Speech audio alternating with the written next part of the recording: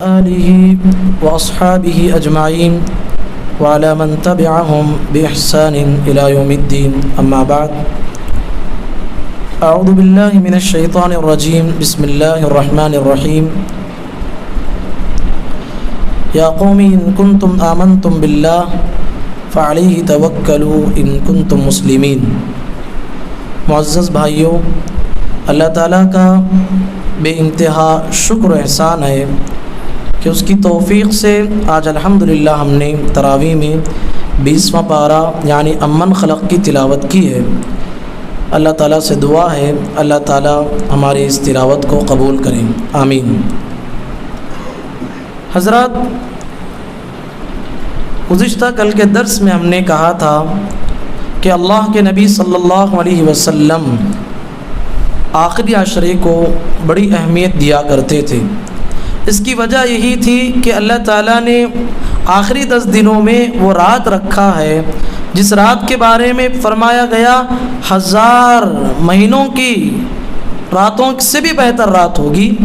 1000 مہینے اگر کوئی آدمی عبادت کرتا ہے اس کو جو ثواب ملنے والا ہے، اگر کوئی آدمی اس رات کو پاتا ہے جسے لیلۃ القدر کہا گیا تو اس آدمی کو وہ ثواب مل سکتا ہے۔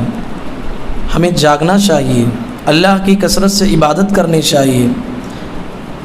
اس کی وجہ یہ ہے کہ اللہ تعالیٰ نے امت محمدیہ کو کچھ ایسے اعمال سکھائے ہیں، کچھ ایسے اعمال بتائے ہیں جس کے ذریعے سے ہماری عمر تو یقیناً چھوٹی ہے، لیکن جس آدمی کو 1000 سال عمر ملی تھی، یعنی مثلا حضرت نوح علیہ السلام کے زمانے میں، نوح علیہ السلام کے بارے میں آج آپ نے تلاوت میں بھی سنی، فَلَبِثَ فِيهِمْ أَلْفَ سَنَةٍ إِلَّا 50 عَامًا، 1000 سال 50 کم یعنی 950 سال تک وہ صرف دعوت کا کام کرتے رہے۔ ان کی عمر کیا ہوگی، ان کی وفات کب ہوئی ہوگی، یہ اللہ خوب جانتا ہے۔ تو اس لحاظ سے ہماری امت کے لوگوں کے بارے میں پیارے نبی صلی اللہ علیہ وسلم نے کہا میری امت کے زیادہ سے زیادہ لوگ جب جئیں گے، زیادہ سے زیادہ 60 سال ہے، زیادہ سے زیادہ 60 سے 70 سال کے درمیان میری امت کے زیادہ سے زیادہ لوگ زندگی گزاریں گے۔ بعض لوگ اس سے بھی پہلے اس سے وفات پائیں گے، یا بعض لوگ اس کے بعد اگر کوئی کراس کرتا ہے تو کوئی آدمی ہوگا، زیادہ نہیں ہوں گے ایسے لوگ۔ تو ایسے میں جب کم عمر مجھے اور آپ کو ملی ہے تو ہمیں زیادہ سے زیادہ اعمال کس میں ہے اس کو ڈھونڈنا ہے۔ ان میں سے ایک عمل ہے لیلۃ القدر۔ یہ لیلۃ القدر اگر ہم پاتے ہیں تو ہماری زندگی میں جو آدمی 80 سال عبادت جو کرتا ہے اسے جو ثواب ملتا ہے اس سے زیادہ ثواب ہم کما سکتے ہیں اگر اس رات کو پاتے ہیں۔ تو ہم دعا کرتے ہیں کہ اللہ تعالیٰ ہم تمام کو وہ رات نصیب کریں، آمین۔ معزز بھائیوں، جو آیت میں نے آپ کے سامنے پڑھی ہے، موسیٰ علیہ السلام نے اپنی قوم کے لوگوں سے کہا اے میرے قوم کے لوگوں، واقعتاً تم مسلمان اور ایمان ہو تو زندگی کے ہر مسئلے میں اللہ پہ بھروسہ کرو، اللہ کی ذات پہ بھروسہ کرو۔ اللہ کی ذات پہ اگر تم بھروسہ کرو گے اللہ تبارک و تعالیٰ تمہاری زندگی کے سارے مسائل کو حل کر دے گا۔ یا قومی ان کنتم آمنتم باللہ فعلیہ توکلوا ان کنتم مسلمین۔ اللہ کی ذات کے اوپر بھروسہ کرنے کا مطلب کیا ہے؟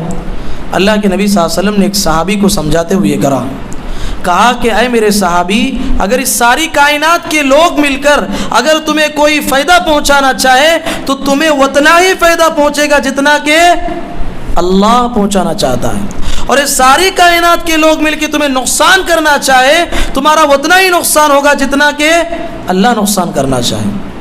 اسی لیے اللہ کے نبی صلی اللہ علیہ وسلم نے کیا فرمایا؟ لو انکم تتوکلون علی اللہ حق توکلی لرزقکم کما یرزق الطیر تغدو خماصا وتروح بطانا۔ کہا کہ لوگوں اللہ پہ جیسے بھروسہ کرنا ہے ویسے بھروسہ اگر کرو گے تو کیا ہوگا؟ اللہ تمہیں ویسے رزق دے گا جیسے کہ پرندوں کو دیتا ہے۔ اور صبح سویر ان کا کوئی پلان نہیں ہوتا، بھوکے پیٹ جاتے ہیں، جب لوٹتے ہیں تو وہ اللہ تعالیٰ انہیں بھرے پیٹ لوٹاتا ہے۔ تو ایک انسان کو بھی چاہیے کہ اللہ پہ کما حق توکل کرے، صرف زبانی دعویٰ نہیں۔ بہت سارے لوگ زبانی دعویٰ کرتے ہیں میں اللہ پہ اوپر بھروسہ کیا ہے، نہیں، زندگی کے نازک موقعوں پر اللہ پہ بھروسہ کریں۔ جب واقعتاً ہم اللہ پہ بھروسہ کریں گے، یاد رکھیے اللہ کی مدد کیسے آئے گی؟ اللہ اپنے قانون کو بدلا دے گا، اس کائنات میں جو قوانین ہے اس کو بدل کے اپنے بندے کی مدد کرے گا۔ ابراہیم علیہ السلام کتنے بڑے پیغمبر ہیں. اللہ کا قانون کیا ہے؟ آگ جلاتی ہے. لیکن ابراہیم علیہ السلام کو سارے مشرکین نے جب آگ میں ڈالا، ابراہیم علیہ السلام کی زبان پہ کیا تھا؟ حسبنا اللہ، میں اللہ پہ بھروسہ کرتا ہوں، میرا اللہ ہی مجھے بچانے والا ہے. جب اللہ تعالیٰ پہ اتنا بھروسہ ہو گیا، اللہ نے آگ سے ڈائریکٹ خطاب کرتے ہوئے کہا قلنا یا نار کونی بردا وسلاما علی ابراہیم. اے آگ، ہمیں کسی فرشتے کے ذریعے سے تجھے حکم نہیں دے رہے، بلکہ ڈائریکٹ حکم یہ ہے کہ تو میرے ابراہیم کے لیے گلے گلزار بن جا. آج بھی ہو براہیم سا ایمان پیدا، آج بھی ہو براہیم سا ایمان پیدا، آگ کر سکتی ہے انداز گلستہ پیدا. آج اگر ہم ابراہیم علیہ السلام نے جو توکل کیا، ویسا توکل ہماری زندگی میں آنا چاہیے. نبی کریم صلی اللہ علیہ وسلم سفر سے لوٹ رہے ہیں، بڑے تھکے ہوئے تھے، ایک درخت کے نیچے لیٹ گئے. صحابہ کسی اور دور صحابہ آرام کر رہے ہیں، نبی کریم صلی اللہ علیہ وسلم ایک درخت کے نیچے کنارے پہ آ کے آرام کر رہے تھے. اپنی تلوار کو درخت سے لٹکا دیا.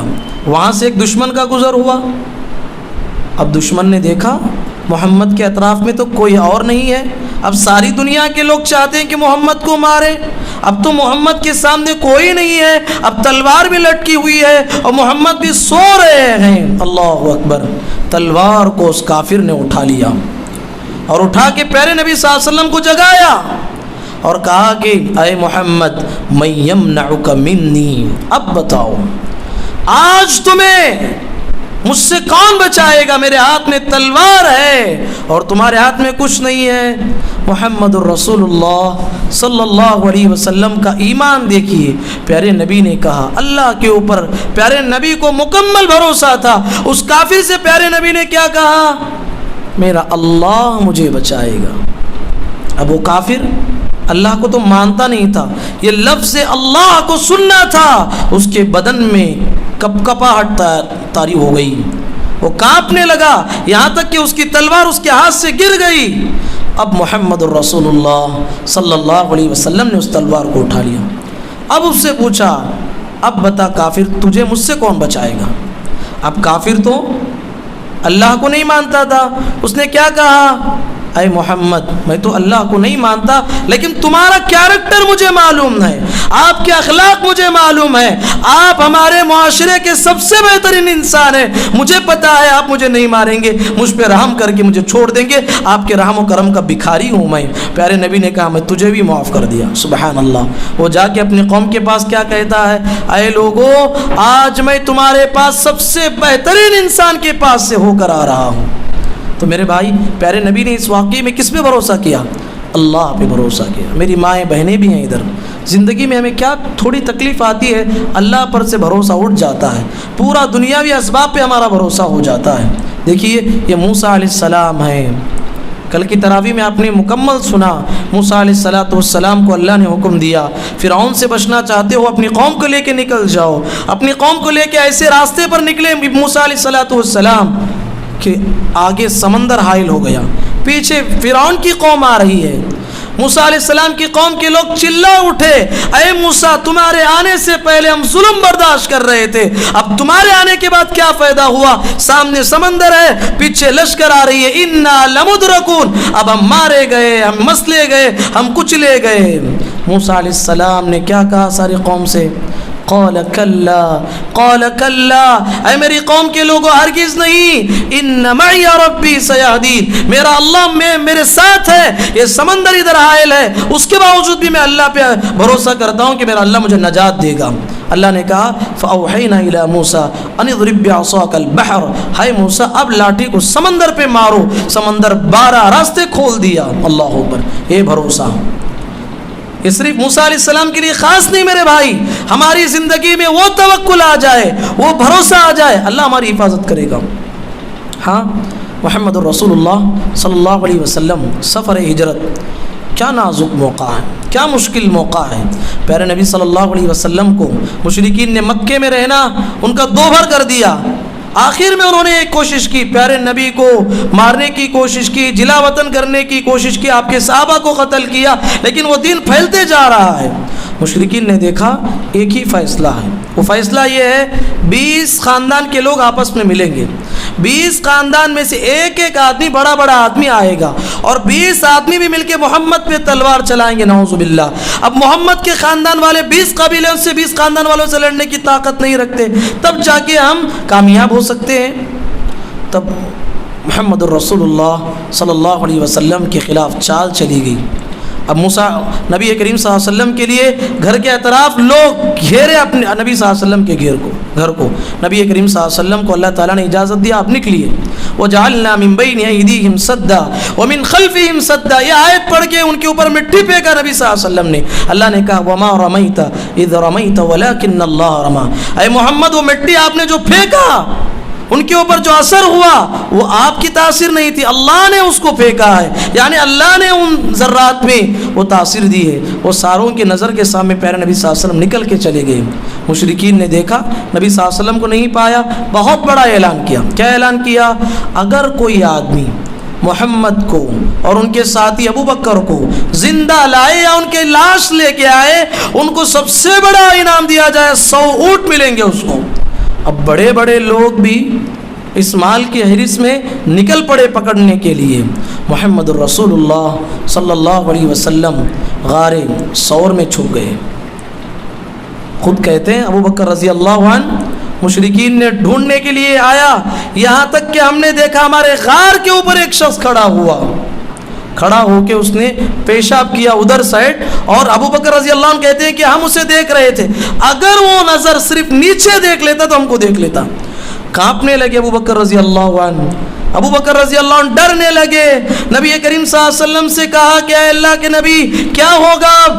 محمد الرسول اللہ صلی اللہ علیہ وسلم نے کیا فرمایا؟ قرآن میں اللہ نے آیت درج فرمائی، لا تحزن ان اللہ معنا، اے ابو بکر غم کرنے کی ضرورت نہیں، اما ظنک باثنین اللہ ثالثہما، کیا تم سمجھ رہے ہو یہ غار میں اور صرف آپ ہیں؟ نہیں ابو بکر تیسرا ہمارا اللہ ہے جو ہماری حفاظت کرنے والا ہے۔ کتنا نازک موقع ہے، پیارے نبی نے کس پہ بھروسہ کیا؟ اللہ پہ بھروسہ کیا۔ تو میرے بھائی مسائل کیسے بھی ہوں، زندگی میں کیسی بھی پریشانی آئے، اللہ کی ذات پہ واقعتاً تم توکل کر کے دیکھیے، اللہ آپ کی زندگی میں کیسی مدد لائے گا آپ اپنے آنکھوں کے سامنے دیکھیں گے۔ تو اس لحاظ سے زندگی میں ہم جہاں بھی رہیں اللہ کی ذات پہ بھروسہ کریں، اسباب کو اختیار کریں۔ بہت سارے لوگ توکل کا مطلب غلط لیتے ہیں۔ کیا مطلب؟ صرف اللہ کی ذات پہ بھروسہ، کچھ بھی نہیں کریں گے ہم، اسباب کو اختیار نہیں کریں گے۔ پیارے نبی نے کہا غلط ہے، کہا بعض لوگ جو ہے حج کے لیے نکلتے تھے توشہ لے کے نکلنا تھا، کیا اللہ کے اوپر بھروسہ ہے بھائی ہم کو اللہ میں کھلائے گا، کھانا لیے بغیر نکلتے تھے۔ اللہ نے کہا وَتَزَوَّدُوا فَإِنَّ خَيْرَ الزَّادِ التَّقْوَى، لوگوں یہ توکل نہیں، توکل کا غلط معنی لے رہے ہو۔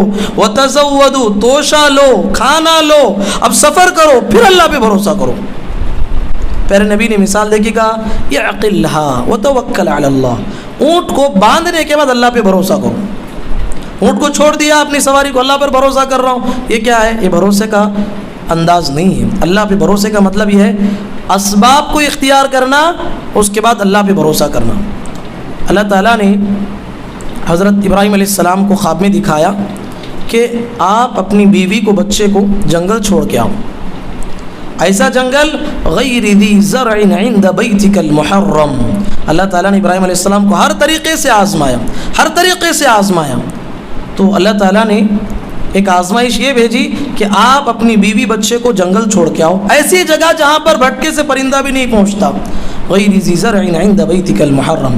ابراہیم علیہ السلام وہاں چھوڑنے کے بعد روایتوں میں آتا ہے حضرت ابراہیم علیہ السلام ایک مشکیزہ پانی بھی دیا ان کو اور انہیں ایک کھجور بھی دیا، کہا کہ یہی ہے اللہ پر بھروسہ۔ اس کے بعد اللہ سے دعا کی، پروردگارہ میں جہاں تک ہو سکتا ہے تجھ پہ بھروسہ کیا ہے اسباب کو اختیار کرتے ہوئے۔ تو زندگی میں جہاں ہمیں اسباب کو اختیار کرنا ہے، اسباب کو اختیار کر پہ اللہ پہ بھروسہ کرنا ہے۔ اب یہ بھی بات غلط ہے، بہت سارے لوگ صرف اسباب پہ ہی بھروسہ کرتے ہیں، پورا بھروسہ اسباب پہ، اللہ پہ بھروسہ نہیں۔ ہاں بیماری آئی، صرف احتیاطی تدابیر اختیار کر رہے ہو، اللہ پہ کچھ بھی بھروسہ نہیں ہے.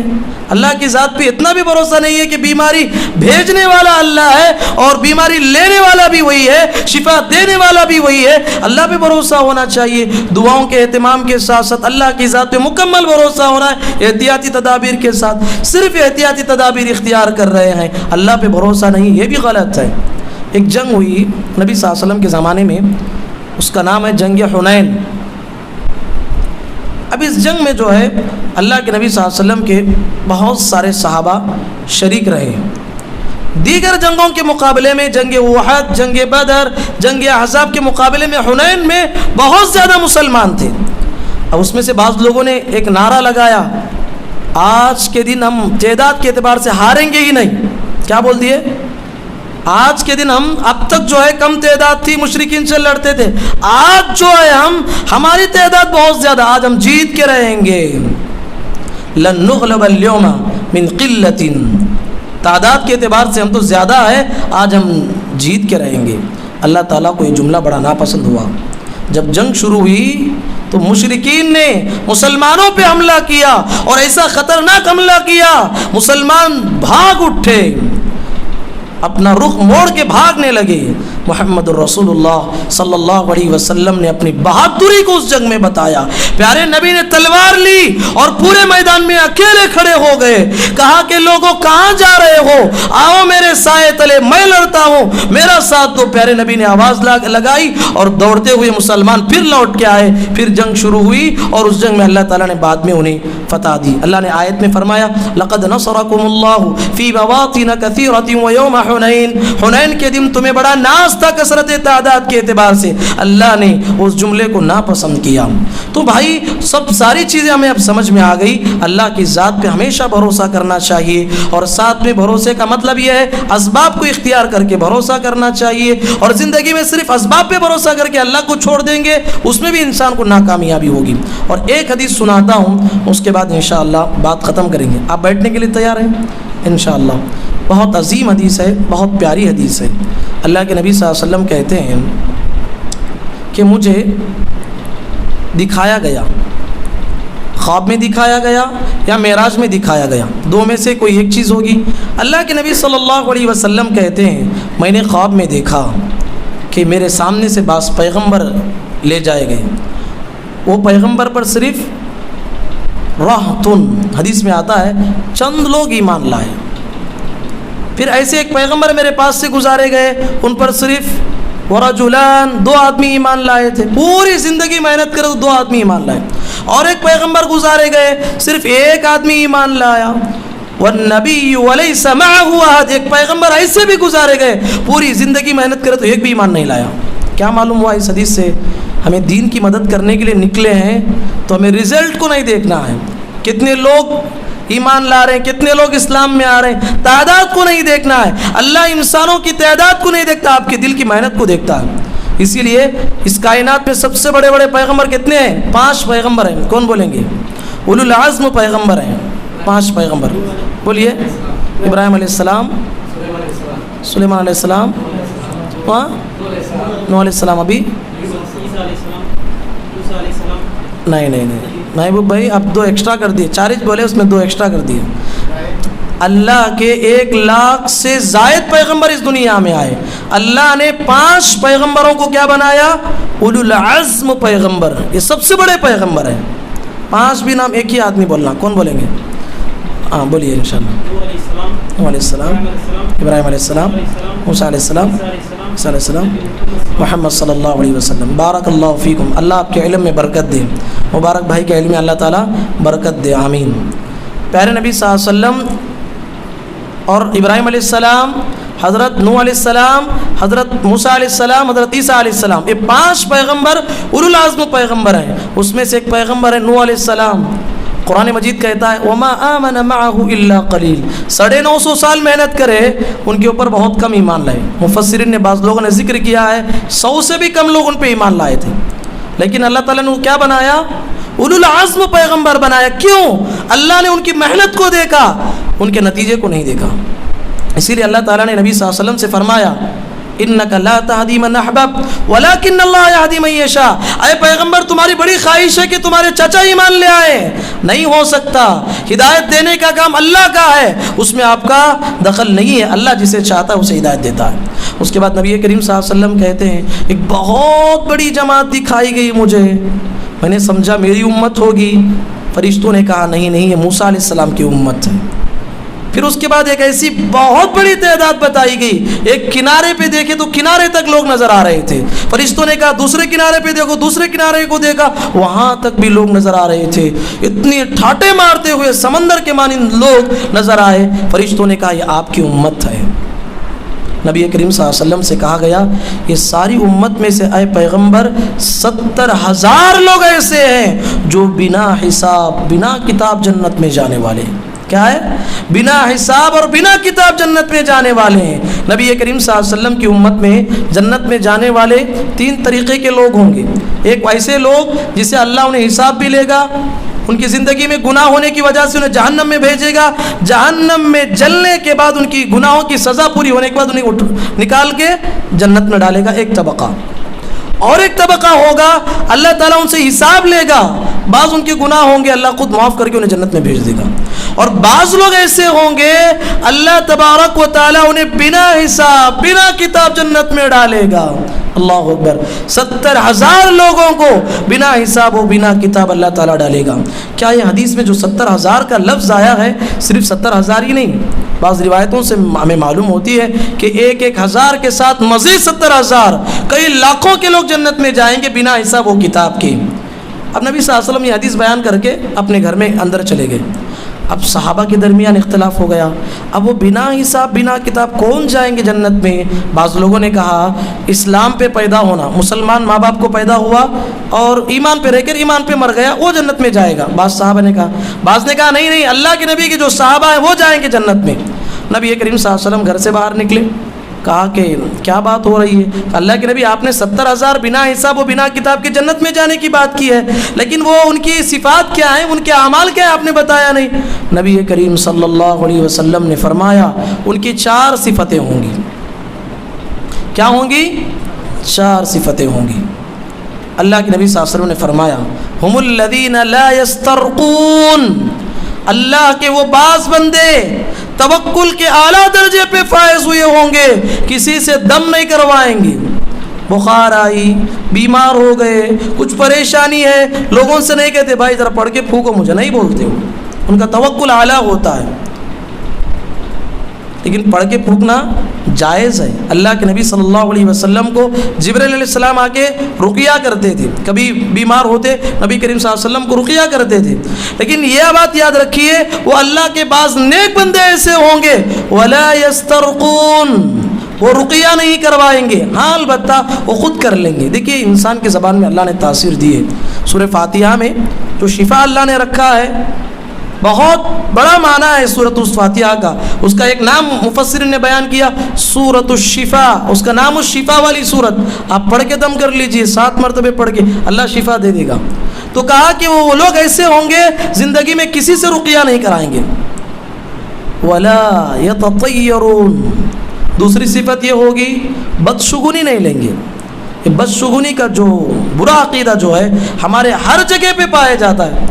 بدشگونی کا مطلب یہ ہے کہ بعض لوگ کسی جگہ کو منحوس سمجھنا, یہ جگہ کیا ہے, بہت بری جگہ ہے. کسی دن کو منحوس سمجھنا, کسی مہینے کو منحوس سمجھنا, کسی جگہ کو منحوس سمجھنا, ایسا عقیدہ رکھنا, کسی شخص کو منحوس سمجھنا. گھر میں تھے کہ ایک لڑکی کی شادی ہوئی, شادی ہونے کے بعد لڑکی گھر میں آئی, تھوڑا کیا مصیبت آئی, لوگ کہتے ہیں ہمارا گھر پہلے بہت اچھا تھا, یہ لڑکی جب سے ہمارے گھر میں قدم رکھی ہے ہمارے گھر میں مصیبتیں آ رہی ہیں. یہی ہے بد عقیدگی, یہی ہے نحوست کا عقیدہ. اور اس کے خلاف بعض لوگ کہتے ہیں شادی ہوئی, لڑکا کسی سسرال میں چلا جاتا ہے, وہاں ذرا کچھ مصیبت آئی, پریشانی آئی اللہ کی جانب سے, کہتے ہیں کہ ہمارا گھر بہت اچھا تھا, یہ لڑکا کیا ہمارے گھر میں قدم رکھا ہے, مصیبتیں پریشانیاں آ رہی. یہی بدشگونی کا عقیدہ ہے. سفر کے لیے نکلے تھے, سفر کے لیے جا رہے تھے, کالی بلی ہمارے سامنے سے کراس کر گئی, سمجھتے ہیں کہ میرا سفر اور یہ سفر میں میرے لیے ناکامی ہوگی, پلٹ کے آ گئے. یہی بدشگونی ہے. بیٹھے تھے کسی کے گھر پہ بیٹھ کے الو پکار دیا, ایک پرندہ عقیدہ ہے، بڑے لوگوں کا عقیدہ ہے، جس کے گھر میں پکارتا سمجھتے کہ گھر میں بڑی مصیبت آنے والی ہے، یہ سب بد عقیدگی ہے۔ کہا کہ وہ اللہ کے بندے ایسے ہوں گے، وہ اللہ کے بندے کبھی بدشگونی سے کام نہیں لیں گے، لا یسترقون ولا یتطیرون ولا یکتوون، وہ جو ہے داغنے کا علاج نہیں کرائیں گے۔ کہا جاتا ہے آخر العلاج الکی، عربی زبان میں بیماری کا شفا ہوتے ہوتے اگر کسی آدمی کو شفا نہیں ملتی، پرانے زمانے کا علاج ہے لوہے کے ذریعے سے آدمی کو داغا جاتا تھا، داغ کے اسے علاج کرتے تھے۔ کہا کہ وہ اللہ کے بندے ایسے ہوں گے اس داغنے کا علاج بھی نہیں کرائیں گے۔ اللہ کے نبی صلی اللہ علیہ وسلم نے حدیث پہ منع کیا ہے، جائز ضرور ہے لیکن پیارے نبی نے اپنی امت کو منع کیا ہے، یہ داغنے کا علاج نہیں کروانا چاہیے۔ اور چوتھی صفت بتائی وَعَلَىٰ رَبِّهِمْ يَتَوَكَّلُونَ، وہ اللہ کے بندے ایسے ہوں گے زندگی کے ہر مسئلے میں اللہ پر ہی توکل کریں گے۔ یہ چار صفات ہیں، آخری جب صفت آئے گی تو یہ تین صفات خود بخود اس میں آئیں گے۔ توکل صرف اللہ کی ذات پہ آئے گا، وہ صرف اللہ تبارک و تعالیٰ کے لیے کسی سے رقیہ نہیں کرائے گا۔ توکل اللہ کی ذات پہ آئے گا، وہ زندگی میں بدشگونی نہیں لے گا۔ توکل اللہ کی ذات پہ آئے گا، وہ لوہے کے ذریعے سے داغنے کا علاج نہیں کرائے گا، اللہ کی ذات پہ بھروسہ کرے گا۔ یہ حدیث ختم ہو گئی۔ بولنے کے بعد وہاں ایک صحابی بیٹھے تھے، عکاشہ بن محصن الاسدی رضی اللہ عنہ، اٹھ کے فوراً کہا اللہ کے نبی ذرا دعا کر دو نا، وہ 70,000 میں سے میں ہو جاؤں۔ دیکھیے صحابہ، سبحان اللہ، پہلے نبی صلی اللہ علیہ وسلم نے ان سے کہا انت منہم، جاؤ جو میں گارنٹی دے رہا ہوں وہ 70,000 میں سے جو بنا حساب بنا کتاب جنت میں جائیں گے، عکاشہ تم اس میں سے ہو۔ اور ایک صحابی کو تکلیف ہوئی، انہوں نے اٹھا اللہ کے نبی میرے واسطے بھی دعا کر دیجیے نا۔ اللہ اکبر، آپ کے اخلاق دیکھیے، آپ کے کریمانہ کردار دیکھیے۔ پیارے نبی نے یہ نہیں کہا تمہارے لیے وہ فضیلت نہیں ملے گی، ہاں تم ان کے بعد جو اٹھے ان کے لیے نہیں ہے، ایسا نہیں کہا۔ پیارے نبی نے کیا کہا؟